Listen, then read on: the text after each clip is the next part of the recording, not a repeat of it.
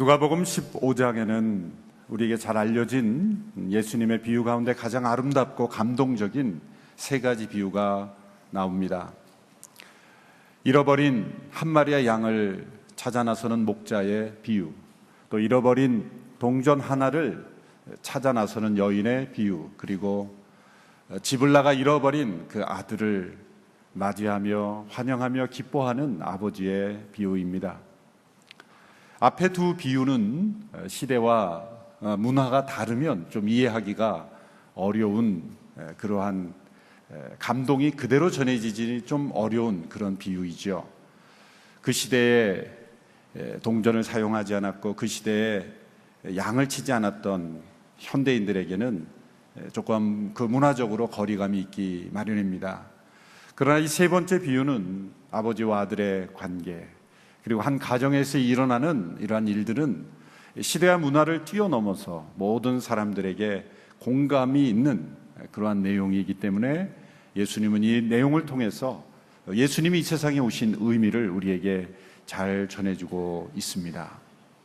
이 세 번째 비유는 3분의 2가량의 대부분의 내용은 집을 나간 둘째 아들이 모든 재산을 다 탕진하고 다시 되돌아왔을 때 그 아버지가 어떻게 맞이했는가를 보여주는 내용으로 주로 이루어져 있습니다.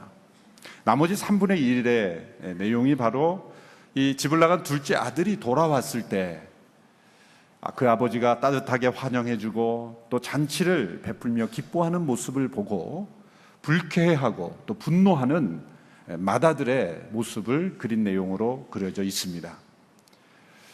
잃어버린 영혼을 찾으시는 그 하나님의 아버지의 마음을 너무나 잘 보여주는 비유이기 때문에 대개 이 비유의 초점이 둘째 아들의 모습과 그 아버지의 모습에 초점을 두는 경우가 많습니다.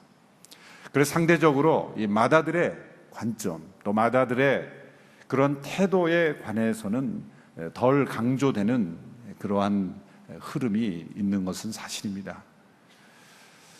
큰아들은 둘째 아들이 자신의 동생이 가산을 탕진하고 다시 되돌아왔을 때 아버지가 그를 기뻐해주고 잔치를 베풀어주는 모습을 보고 불쾌했습니다. 분노했습니다. 이해할 수 없었고 받아들이지 않았습니다. 여기서 이 맏아들은 누구를 비유한 것일까? 당시에 예수님께서 세리와 죄인들과 식사하시고 그들을 구원하시고 그들과 가까이 교제하시는 모습을 보고 예수님을 비판한 바리새인과 서기관들을 가르치는 것이었습니다. 또한 여기서 둘째 아들은 예수님을 만나고 변화되고 또 회개한 그러한 세리와 죄인들, 그 당시에 바리새인들로부터는 정죄받았던 죄인들을 가리키는 것입니다. 예수님께서 이 비유를 말씀하신 대상이 바로 서기관과 바리새인들이기 때문에 이 비유의 의도와 목적을 명확하게 이해하기 위해서는 이 맏아들의 문제를 우리는 명확하게 이해해야 하는 것입니다. 오늘 본문 이전에 15장 1절에서 3절의 말씀을 보면 이 비유의 대상이 바로 맏아들로 비유되는 서기관과 바리새인들이었다는 것을 우리에게 가르쳐주고 있습니다. 1절에서 3절의 말씀을 우리 먼저 함께 읽겠습니다. 시작. 세리들과 죄인들이 모두 예수의 말씀을 듣기 위해 모여들었습니다. 그러자 바리새파 사람들과 율법학자들이 크게 웅성거리기 시작했습니다. 이 사람이 죄인들을 맞아들여 그들과 함께 음식을 먹는다. 그러자 예수께서 그들에게 이런 비유를 들려주셨습니다. 예수님께서 세리와 죄인들과 함께 교제하시고 그들과 때로 식사하시는 모습을 보며 웅성거리고 예수님을 비난하고 비판하는 그들은 서기관과 바리새인들, 당시의 종교 지도자들이었습니다. 바로 그들에게 예수님께서 이 비유를 주셨습니다. 그리고 그들을 가리키는 이 비유 속의 인물이 바로 맏아들이기에 이 맏아들의 문제는 우리는 분명히 알아야 하는 것입니다. 이들이 왜 웅성거렸습니까? 예수님이 잘못하고 계시다는 것입니다. 당시에 종교 지도자들에게 세리와 죄인들과 대화하는 것조차 그들에게는 있을 수 없는 일인데 예수님은 그들과 함께 식사까지 하셨단 말이죠. 예수님 분명 잘못 행하고 있는 것입니다. 있을 수 없는 일을 행하고 있는 것입니다. 왜 예수님께서 이들과 식사하셨을까요? 대개 사람들은 자신과 같은 부류의 사람들과 식사하거나 아니면 자신보다 훨씬 더 나은 사람들과 식사하기를 원합니다. 그 유명한 투자자인 워런 버핏이라는 사람이 자신과 함께하는 이 점심시간을 경매에 붙였죠. 자신의 노하우와 자신이 멘토링을 조언을 해주는 것을 조건으로 해서 점심 식사 가격을 상품으로 내놓아서 거기서 난 수익금을 또 사회에 환원하는 나름대로 좋은 일을 하는데, 그 사람과 식사하겠다고 사람들이 자청해서 돈을 얼마나 내냐면 가장 최근에는 우리 돈으로 한 40억 원을 내고 그 사람과 식사를 했다 그러죠. 40억 원을 내고 점심 식사 가격으로, 그것도 돈도 그 식사값도 자기가 내고, 그 짧은 점심 식사 가격에 40억 원을 낸 거예요. 물론 그 사람은 좋은 일에 그걸 쓴 겁니다. 자기가 가진다면 그 사람 문제가 있겠죠. 또 그렇게 하지도 않겠죠.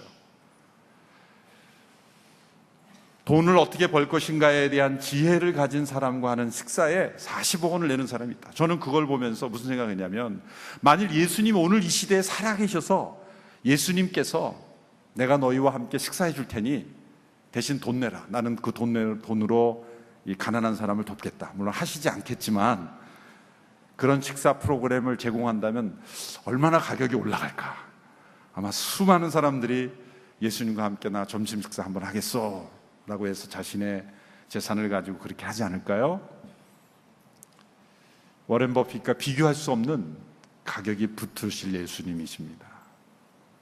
그런데 예수님은 그렇게 고귀하고 그렇게 귀한 예수님의 임재를 당시의 사람들로부터 버림받은 죄인들과 함께 식사하셨다는 것, 이것은 하나님이 어떤 분이시라는 것을 우리에게 가장 잘 보여주신 행위인 것입니다. 구약에 보면 5가지 제사가 있죠. 번제, 소제, 화목제, 속건제, 속죄제. 5가지 제사 중에서 화목제라는 제사가 있습니다. 이 화목제라는 제사는 예물을 드리러 간 사람이 제사를 다 마치고 그 제물을 하나님과 제사장과 예물을 드리는 자가 3자가 함께 식사함으로 마치는 제사입니다. 식사가 있는 제사입니다. 그래서 영어로는 이 제사를 번역할 때 fellowship offering이다, 교제의 제사다, 또 joy offering이다, 기쁨의 제사다, 그렇게 번역하기도 합니다. 기쁨과 교제의 제사, 화목제. 그래서 화목제물, 드려진 화목제물을 하나님만이 받으시는 것이 아니요, 하나님과 제사장만 받는 것이 아니요, 하나님과 제사장과 예물을 드리는 자가 함께 식사함으로 드려지는 제사, 하나님과 죄인이 함께 식사하는 제사가 화목제사입니다. 예수님께서 유월절 만찬 때 제자들에게 빵과 잔을 나눠주시면서 이것을 받아 먹으라, 이것은 나의 몸이라, 이것을 받아 마시라, 이것은 나의 피라, 이것을 받아 먹고 마심으로 나를 기념하라 하신 것은 예수님께서 자신이 곧 구약의 제사에 나타난 화목제물이라고 가르쳐 주신 거예요. 죄인된 인간이 하나님과 더불어 식사할 수 있는 유일한 길은 하나님께서 내려주신 식탁에 하나님께서 내려주신 지정하신 제물을 함께 마심으로만 우리는 하나님과 교제할 수 있어요. 우리가 성찬은 하나님, 죄인된 인간이 화목제물 대신 예수 그리스도를 통해 하나님과 서로 교제하는 기쁨의 제사인 것입니다. 먹는 예배인 것입니다. 우리 하나님 어떤 분이니까 우리를 죄를 용서하시는 것으로 끝내시는 분이 아니라 죄악된 인간을 용서하실 뿐만 아니라 그 인간들과 함께 교제의 식사를 하시는 하나님이시라는 것. 그 하나님의 아버지의 마음과 인격과 모습을 너무나 잘 보여주는 예수님의 모습이 죄인들과 함께 식사하시고 그들과 교제하심으로 그들의 삶을 변화시켜 주시는 하나님이십니다. 우리의 식사의 계획이 나에게 도움이 되는 사람, 또 나에게 무엇인가 유익이 될 사람, 나와 비슷한 사람만이 아니라 어쩌면 내가 먼저 요청하지 않았으면 한 번도 식사하지 않을 그런 사람들과 우리가 함께 식사하며 먼저 찾아가는 모습, 그것이 바로 예수님의 모습을 닮아가는 것입니다. 바로 예수님은 우리 하나님 아버지가 어떤 분이신지를 잘 가르쳐 주시기 위한 이런 죄인들과 함께 식사하셨으나 당시의 종교 지도자들은 도저히 있을 수 없는 일을 하고 있다고 예수님을 정죄하고 비난한 것입니다.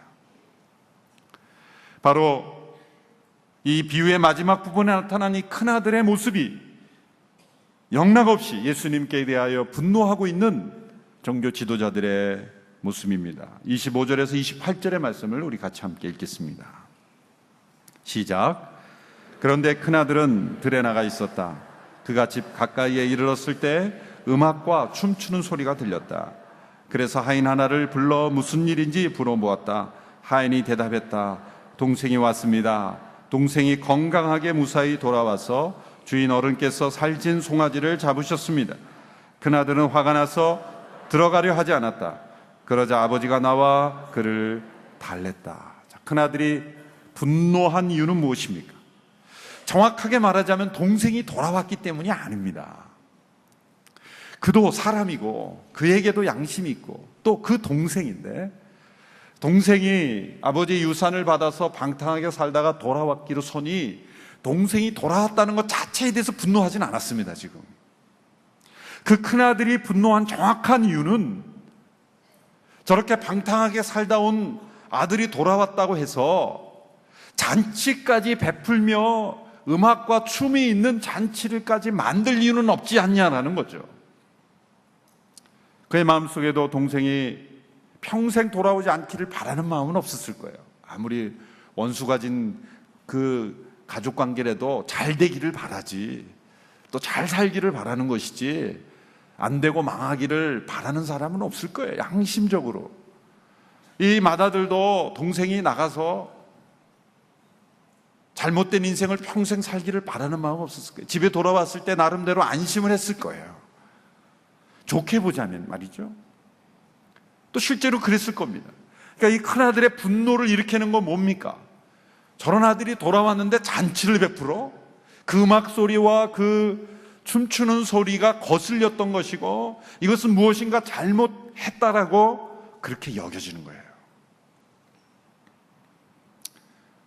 저렇게 속성인 아들이 돌아왔으면 금식을 시키든지, 내가 너를 받아주긴 합니다만, 받아주긴 하겠다만 너는 한 달 금식이다. 한 달 금식하면 죽겠죠. 안 되죠. 일주일 금식이다. 죽만 먹어라. 그러다든지 하루에 한 끼만 먹어라. 고생 좀 해봐라. 그런다든지. 왜 살찐 송아지까지 잡냐 이거죠. 죄를 뒤집어 쓰게 해야지 제일 좋은 소리 피고 손에 가락지를 끼우는 일이 합당하지 않다라는 거예요. 사실 큰아들이 이렇게 잔치가 베풀어진다고 분노했지만 큰아들보다 더 분노한 존재가 있죠. 살찐 송아지. 저게 왜 돌아와서 내 운명을 바베큐로 만드나, 그렇게 분노했을 거예요. 예수님께서 만일 당시의 세리와 죄인들을 단지 불쌍히 여기시기만 했다면 당시에 서기관과 바리새인들은 분노하지 않았을 겁니다. 왜? 자기들에게도 저런 사람들이 회복되어 돌아오기를 바라는 마음이 있었기 때문이죠. 서기관과 바리새인들을 너무 악하게만 보시면 안 돼요. 너무 저 사람들은 아주 그냥 새까맣게 악으로 가득한 사람이라고 보시면 안 돼요. 우리도 한순간에 이 서기관과 바리새인들의 오류에 늘 빠지고 있고, 또 예수님이 이 시대에 오셨다면 우리도 그런 부류의 사람으로 얼마든지 비난받을 수 있는 사람들이에요. 왜 그런 오류에 빠졌는가를 정확하게 알아야 우리는 해결될 수 있어요. 저 사람들은 나와는 다른 악이냐라고 치부하는 순간 우리는 똑같은 사람에 빠지는 거죠. 이 사람들도 당시의 세리와 죄인들이 잘 되기를 바랐을 겁니다. 그렇게 가르쳤을 겁니다. 당신들 그렇게 살면 안 돼요. 그래서 그 사람들이 회복할 수 있는 어떤 규정들도 있었어요. 그런데 문제는 그들의 사고에는 그들이 돌아왔을 때 잔치를 베풀며 기뻐하는 규정은 없는 거예요. 세리와 죄인들이 회개하고 돌아왔을 때 살찐 송아지를 잡고 제일 좋은 옷을 입히고 기뻐하고 잔치를 베푸는 그런 규정은 바리새인들의 규정이 없었던 거예요. 그것은 합당하지 않다라는 거죠.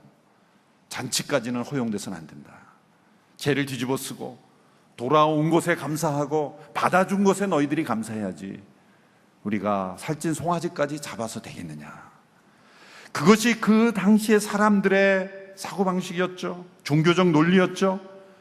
큰아들도 역시 마찬가지 그러한 종교적인 논리에 따른 분노가 있었다는 거예요. 그래서 집에 들어가지 않은 거예요. 집 안에 있던 아들이 들에서 일을 하다가 돌아와 보니 잔치가 베풀고 있어요. 동생이 돌아와서 아버지가 잔치를 베풀었습니다. 음악 소리가 들리고 춤을 추고 기뻐하는 모습을 보고 집에 들어가기가 싫은 거예요. 여기서 어떤 큰 반전이 비유에서 일어나죠.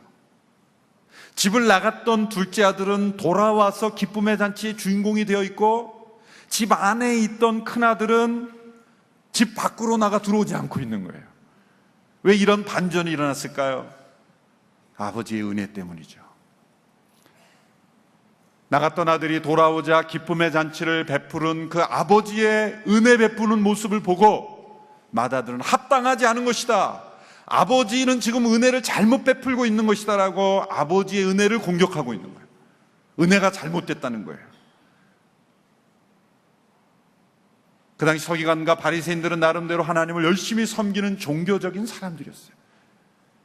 그런데 그들의 논리로 볼 때 아버지의 은혜는 합당하지 않은 겁니다. 논리적이지 않은 겁니다. 인과응보에 따른 논리에 따르면 받아들일 수 없는 행동을 지금 아버지가 하고 있는 거예요. 그래서 분노한 것입니다. 이렇게 은혜를 깨닫기가 어려운 것입니다. 우리가 아무리 신앙생활을 하고 또 열심히 하나님을 안다고 하지만 하나님 아버지의 은혜를 정말 깨닫기가 이렇게 어려운 거예요. 우리의 신앙생활이 날마다 이렇게 반전돼요. 신앙생활 열심히 예배드리고 성역 공부한 사람이 하루아침에 이 큰아들처럼 분노하는 사람으로 변화버리는 거예요. 서기관과 바리새인들이 얼마나 율법을 잘 알았습니까? 그런데 한순간 예수님을, 하나님이 행하신 일을 잘못했다고 비난하는 사람이 되어버리는 거예요. 왜 그럴까요? 하나님의 은혜를 우리가 깨닫지 못했기 때문이에요. 은혜를 은혜되게 하지 못하는 것은 종교 논리였어요.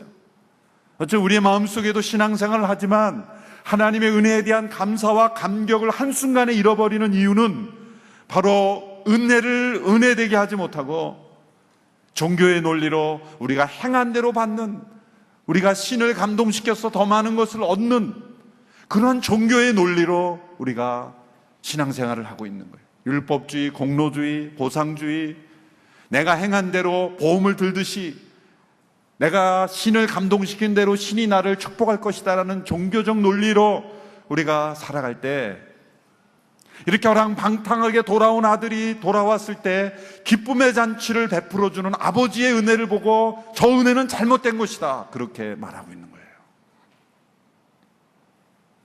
이 아버지의 기쁨이 없다면 우리도 한순간에 당시 서기관과 바리새인들과 같은 그런 종교적 분노를 우리의 마음속에 가지고 있을지 몰라요. 사실 이 큰아들의 분노에는 또 다른 이유가 숨어 있죠. 아버지의 은혜가 잘못되었다는 그 생각 이면에 어떠한 문제가 있습니까? 그것은 자기 자신에 대한 잘못된 자화상이 있었습니다. 오늘 본문 29절 30절의 말씀을 우리 같이 함께 읽어보겠습니다. 시작. 그러자 큰아들이 아버지에게 이렇게 말했다. 보십시오, 저는 여러 해 동안 아버지를 위해 종노릇하고 무슨 말씀이든 어긴 적이 없습니다. 그런데 제게는 친구들과 함께 즐기라며 염소 새끼 한 마리도 주시지 않았습니다. 그런데 장녀와 함께 아버지의 재산을 탕진한 아들이 집에 돌아오니까 아버지는 그를 위해 살찐 송아지를 잡으셨습니다. 아버지가 은혜 베푼 것은 잘못된 것이라는 생각이 왜 일어납니까? 그것은 자기 자신에 대한 잘못된 자화상을 가지고 있었기 때문이에요. 그는 자기 자신을 아버지의 아들이라는 생각보다는 자기 자신을 종이라는 생각이 더 가득히 있어요. 또 아버지를 사랑함으로 기쁨으로 지금 일하는 것이 아니라 억울한 마음이 가득함으로 종처럼 노예처럼 일하고 있는 모습을 보고 있어요. 아버지에 대한 사랑보다도 아버지가 나에게 무엇을 해줬는가를 더 크게 생각하는 보상심리로 가득해 있습니다. 자기가 행한 것에 대한 합당한 보상을 나는 지금 받고 있지 못하다라는 생각에 가득 차 있어요.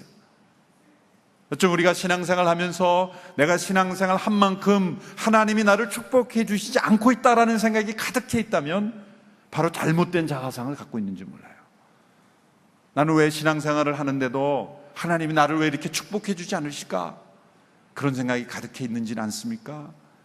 내가 예배 드린 게 얼만데, 내가 새벽기도 나간 게 얼만데 하나님이 나를 왜 축복해 주지 않는가?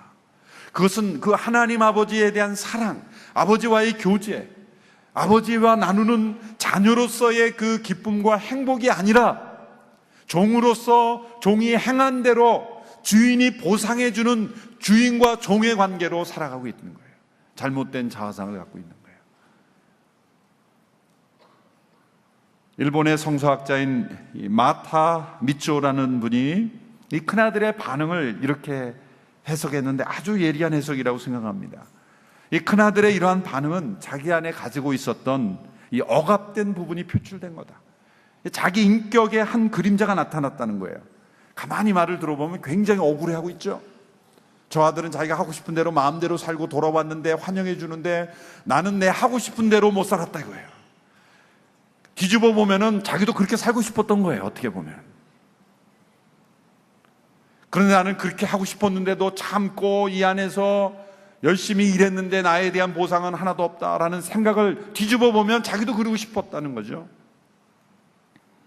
그리고 아버지의 집 안에서 일했던 것을 억울하게 여기고 있다는 거예요. 이 잘못된 자아상으로 가득 차 있습니다.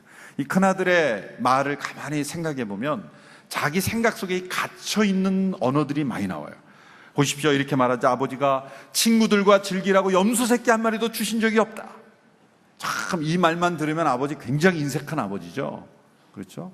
그런데 만일 이 아들이 아버지에게 아버지 제가 친구들과 함께 즐길 테니 염소 새끼 한 마리 주십시오 라고 구했다면 안 주실 아버지였을까요? 자기가 구하지도 않고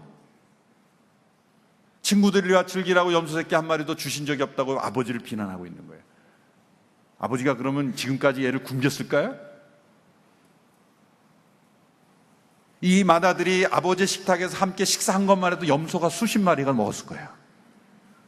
지금까지 매일매일 식사하면서 먹었던 염소 수십 마리 염소 고기는 하나도 생각 안 하고 친구들과 즐기라고 염소 새끼 한 마리 안 던져줬다는 거예요. 염소 새끼 한 마리를 왜 갑자기 던져줍니까 아들에게? 아들을 위해서 안 줄 수도 있는 거죠. 이렇게 자기 생각 속에 가득해 있어요. 또 그 동생을 가리켜 뭐라고 말합니까? 하인이 동생이 건강하게 돌아왔습니다 라고 그랬죠. 자, 그러면은 집을 나갔을 때 그 맏아들이 동생이 어떻게 사는지 가서 살펴보기는 했어요? 지금 건강하게 돌아왔어요. 그러면 어떻게 살다 온지 몰랐을 거 아니에요. 그런데 집에 들어와 보죠. 동생이 어떻게 살았는지 들어보지도 않고 맏아들은 동생을 이렇게 정죄합니다. 아버지의 재산을 창녀와 함께 다 탕진한 이 아들이 이건 뭡니까? 그가 어떻게 살았는지 알지도 못하고 그가 분명 방탕하게 살았어요. 그런데 이 언어를 표현한 것은 자기의 상상 속에, 자기의 추정 속에 그랬을 것이라고 생각하는 자신의 추정이지 사실일지 아닐지 어떻게 알아요? 그리고 자신의 동생을 가리켜 이 아들이 내 동생 아니라는 거죠. 당신의 아들이라는 거예요. 또 이런 말을 하죠. 아버지의 말씀이라면 나는 무슨 말씀이든지 어긴 적이 없다 그렇게 말하죠. 이것도 과장된 확신이죠. 아버지의 말씀이라면 어긴 적이 없다. 그 말이 사실이라면 지금 들어와야죠. 앞뒤가 안 맞는 말이에요. 지금 어기고 있으면서 아버지가 잔치를 베풀어서 이 집을 나간 아들이 동생이 돌아왔으니 우리가 환영하고 기뻐하자 그랬으면 아버지의 말씀을 어긴 적이 없으면 지금 들어와야죠. 아버지의 뜻이라면 순종해야죠. 좀 기분 나쁘지만 함께 아들을 환영하는 잔치에 참여해야죠. 그런데 들어가지 않겠다라고 때를 쓰면서 불평하면서 하는 말이 나는 아버지의 말씀을 어긴 적이 없습니다. 앞뒤가 안 맞는 말을 하고 있는 거예요. 순종이란 겉으로 따라하는 것이 아니라 마음으로 함께 동의하며 움직이는 것이죠. 이 아들은 무슨 문제가 있습니까? 아버지에 거하면서도, 아버지 집에 거하면서도 아버지의 자녀가 아니라 종이라고 생각하고 있는 거예요. 우리 신앙생활을 하면서도 하나님 아버지와 자녀와의 관계가 아니라 행한 대로 내가 잘 행하면 축복받고 또 잘못 행하면 내가 벌 받는다는 어떤 종과 주인의 관계로서 우리가 섬기는 마음으로서의 기쁨의 종이 아니라 종교적 노예 같은 신앙생활이 되어서는 안 돼요. 또한 아버지께 구하지도 않으면서도 아버지께서 아무것도 자신을 위해 주시지 않는다고 생각하는 잘못된 자세. 하나님 아버지는 인색하다고 여기는 것. 그럼 하나님이 이렇게 말할 거예요. 너가 구해봤어? 그렇게 말하실 거예요. 아버지께 불순종하고 있으면서도 자신은 다 순종하고 있다고 착각하는 잘못된 자세. 바로 그러한 생각이 마다들의 마음속에 깔려있는 거예요. 그것이 바로 서기관과 바리새인들의 문제고, 동시에 오늘 이 시대에 신앙생활을 하고 있는 저와 여러분의 믿음 속에서 나타날 수 있는 문제라는 것입니다. 예수님은 이 큰아들이 잘못된 자아상을 고쳐주시는 말씀을 하셨습니다. 31절의 말씀을 우리 같이 읽겠습니다. 31절 시작. 아버지가 말했다. 얘야, 너는 항상 나와 함께 있지 않느냐? 또 내가 가진 모든 것이 다 내 것이다. 너는 종이 아니라 나의 자녀이다. 너는 나와 항상 함께 내 식탁에서 식사하지 않느냐? 내가 가진 모든 것은 다 내 것이다. 너는 일을 잘할 때만 인정받는 종이 아니라 잘하고 못하고 상관없이 나의 인정과 축복을 받는 보장된 자녀다. 잘못된 자화상은 무지에서 비롯된 거예요. 하나님 아버지의 자녀됨의 축복, 자녀됨의 특권, 자녀됨에게 약속하신 우리 아버지 하나님의 풍성한 유업이 무엇인지를 알지 못할 때 우리는 잘못된 자화상에 빠지고, 그리고 은혜가 무엇인지를 잘못 깨닫는 오류에 빠지게 되는 것입니다. 우리는 생각할 때 다른 사람에게 어떤 은혜가 베풀어지면 나에게 베풀어진 은혜가 감소된다고 봐요.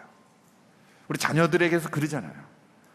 여러 형제들이 있는데 한 형제를 특별히 사랑하면 나에게 갈 사랑이 줄어들었다고 생각하는 거예요. 그래서 불평하고 질투하는 거예요.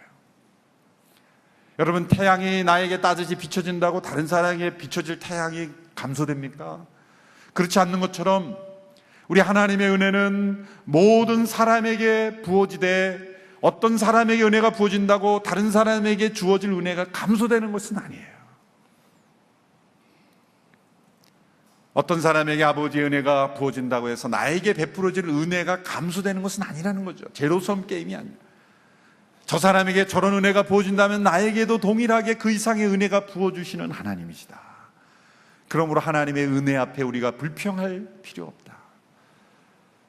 값없이 주어진 은혜가 저 사람은 저런 은혜를 받을 자격이 없다라고 생각될지라도 우리는 은혜가 베풀어지는 것을 보며 함께 기뻐하는 것이 마땅한 줄로 믿습니다. 그런데 이 비유 속에 나타난 아버지는 큰아들이 이렇게 불평하며 잔치에 들어오지 않을 때 어떻게 했습니까? 내버려 두지 않았어요. 너 안 들어와? 안 들어오면 너 그냥 너도 집 나가봐. 그렇게 내버려 두지 않았어요. 종에게 시켜서 문 잠궈버려 말을 안 했어요. 우리끼리 기뻐하고 즐거워하자 그러지 않았어요. 정말 그랬다면 이 아버지는 잘못된 아버지죠. 뭔가 왜곡된 아버지죠. 방탕하게 살다 돌아온 둘째 아들을 잔치로 베풀어 주신 그 아버지는 그 사랑으로 동일하게 맏아들의 이 불평과 맏아들의 이 잘못된 왜곡된 마음을 어루만져 주기 위해서 아버지는 밖으로 나갑니다. 참 아버지는 피곤한 위치예요. 아들의 문제에 대해서 무조건 아버지는 품어줘야 되잖아요. 집을 나가 돌아온 아들은 잔치를 베풀어서 마련해주고, 또 그게 보기 싫어서 안 들어오겠다고 떼쓰는 큰아들은 또 밖으로 나가서 또 달래주고, 그런데 조금도 분노하거나 야단치거나 책망하지 않고 그 분노하는 큰아들을 어루만져주는 이 아버지의 모습, 이것이 우리가 이 비유를 읽으면서 늘 놓쳐버리는 모습이에요. 둘째 아들만 환영해 주는 것처럼 보이지만 이 아버지는 집에 들어오지 않는 이 큰아들도 밖으로 나가서 달래주면서 끌어안고 축복하시는 이 아버지의 모습을 보여줍니다. 예수님은 세리와 죄인들만 사랑하신 분이 아니라 당시의 서기관과 바리새인들도 사랑하셨던 하나님이십니다. 그것을 놓치면 안 돼요. 유대인만의 하나님이 아니라 이방인의 하나님이십니다. 예수님은 당시에 권력층은 정죄하고 무조건 비난하고 연약한 사람들만의 예수님은 아니라는 거예요. 그 왜곡된 그 이념이에요. 예수님은 헤롯도 구원받기를 원하셨어요. 그래서 진리가 무엇이냐 질문했죠. 빌라도 사랑하셨어요. 그래서 빌라도를 구원하시기에 진리가 무엇이냐 그렇게 질문하셨어요. 전도 질문이에요.